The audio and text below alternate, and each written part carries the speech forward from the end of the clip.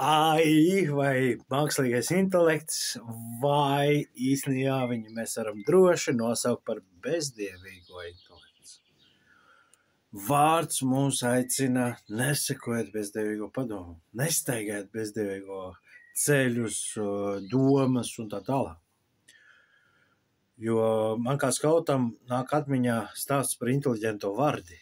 Un inteliģentā varde ir stāsts tāds, kad ir katliņā remdens ūdenītis, kur ieliek vardi, un viņai viss tur forši, viņa peldās, viss nav problēmas. Tiklīdz viņai sāk viņu sildīt, viss it kā arī ir forši, viss turpinās, paliek bišķi nērtāk, vienā brīdī viņa ir izvārījusies, jo tas siltumiņš pa bišķiņam kāpinās un ir jau par vēlu. Tāpēc es saprotu, cik svarīgi ir šo te konceptu laiku domāt līdzi un skatīties, un tad uz otru pusi, kā tad visi lieto, kāpēc lai es nelietot. Svarīgi, tad tikpat labi mēs nevarētu jurists vai Googles vai YouTube lietot, tādā galējībā varētu aiziet. Man liekas, svarīgi, no kurienes inscenējās mūsu domas, mūsu galvenie tie mērķi. Un ja mēs atstājam šīm lietām instrumentu daļu, ka viņš ir instruments, tad, es domāju, droši mēs viņus varam lietot ar to, ka mēs pakāpeniski vēl uzmanamies. Jo es redzu to tendenci, pats es ļoti uzmanos, vēl neesmu ļoti aktīvi sācis lietot, es zinu, ka viņš jau konstanti tiek lietots, un tās iespējas ir ļoti plašas. Bet tā bīstamība, ko es redzu, ka cilvēki daudz vairāk nodarbina savu prātu, savus jautājumus vērš un tā tālāk, nekā uz Dievu. Un tā, man liekas, ir tā bīstamība, ka mēs vairāk nevis rokam vārdā, bet mēs uzdodam jautājumu mākslīgam intelektam.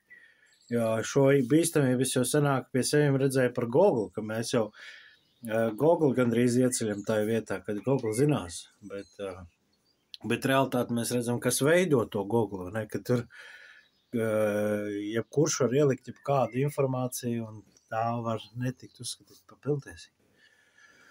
Un šodien ļoti daudz par to domāju, ka tas savā ziņā ir, es ticu, ka var iztikt bez viņu, bet vēsturiski, ja mēs pastamies un ticīgie radio vai televīzija sākumā uzskatīja par tādu ļaunumu, līdz vienam brīdim, ka viņi saprata, ka to var lietot Dievu mērķiem.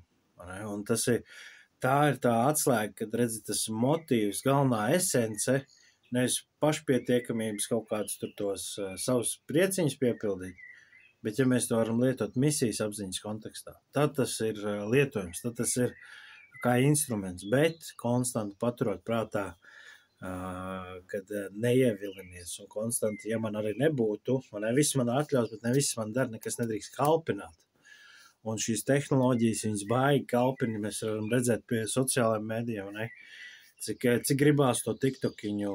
Man personīgi nav TikToks telefonā šobrīd, vismaz ir doma, ja tas būs kā uzņēmē darbības kaut kādā vajadzībām, vai, kā viņš kā instruments, tad noteikti, bet tādam pašpatēriņam es apzināti izvairos, jo viņš ievelk, viņš tevi pamazām ievilina, un vienā brīdī tu skaties, tu pret savu gribu nav ko darīt, aiz garlaicības, gribi izzināt lietas, sāc meklēt un iedziļināties. Tā ka tas tāds, man liekas, svarīgs pārdoms, bet pāri visam, ka mēs vispirms meklējam Dievu vārdā, kā Dieva vārds mums aicina. Jo liekas, cik tur gadus apakaļ tas psalms ir rakstīts, bet tā jauda, tā spēja realizēties šodien nav mainījusies. Jo tad, kad jau viņš tika atskaņots, jau bija zināms, ka būs šādas problēmas, teiksim tā, Dieva visas redzības kontekstā, ja mēs tā, paņemam. Un tāpēc es izvēlos, pirmkārt sakot, vārda aicinājumam, un ja viņš aicina uzmanīties, izvairīties, tad, ja mēs uz to domāsim, pārdomāsim un iedziļināsim, būsim tādā esencītē, Dievs arī dos saprast, kāpēc. Jo mēs redzam, ka higienas prasības kādreiz ebrejiem bija iedots, un liekas, kāpēc tas ir Bībelē, Bet šodien zinātnē un spēja mums redzēt tur baktērijas caur mikroskopiem un tā tālāk. Mēs redzam, kāpēc Dievs ir iestatījis tās lietas. Jo tur izrādās tiek izpildīts visas sanitārās normas vai karantīnas normas vai vēl kaut kādas lietas. Tāpēc es izvēlos sekot vārdam, ko vārds mums aicina un uzmanīties. Labāk tu esi muļķis visu citu acīs, bet ne Dievu. Un tas ir ļoti svarīgi. Un otrs, paturēt, skatīties, kas ir tavs tas variants. Un vai tu tiešām viņu vari lietot kā instrumentu. Nu, kādas sirds lietas pie tevi notiek, strādājot ar to instrumentu. Tā kā tāds hiberīgs pārdoms, bet tas tāds šobrīd ir aktuāls un ir sanākuši sarunas un pats esmu domājis, vai vajag un šķiet, kad būtu labi viņu palietot kā instrumentu, jo viņš varētu atrisināt kaut kādus tur formālās tur lietas, kuras varbūt ir garlaicīgas, kur nevajag kaut kādu piepulu, bet es saprotu, cik svarīgi tā uzmanība, kad neievilināties par daudz, jo arī kaut kāda radio vai sociālmediju popularitāte, ja tas tev maina kā cilvēku, tad tu jau esi aizgājis crazy, tu jau esi aizgājis pa savam kaut kādās lietās, tad arī no tā ir jāuzmanās, ka tu neatkarīgi populārs vai nepopulārs, tu kā personība nemainies. Jo, ja tas notiek, tad kaut kas nav kārtībā.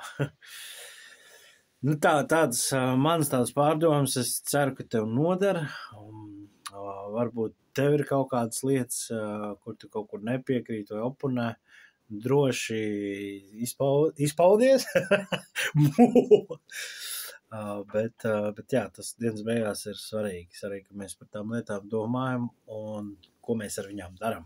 Ne tikai paliekam domāt un daram pilnīgi citu, bet ne, ka mēs reāli daram kaut kādas lietas.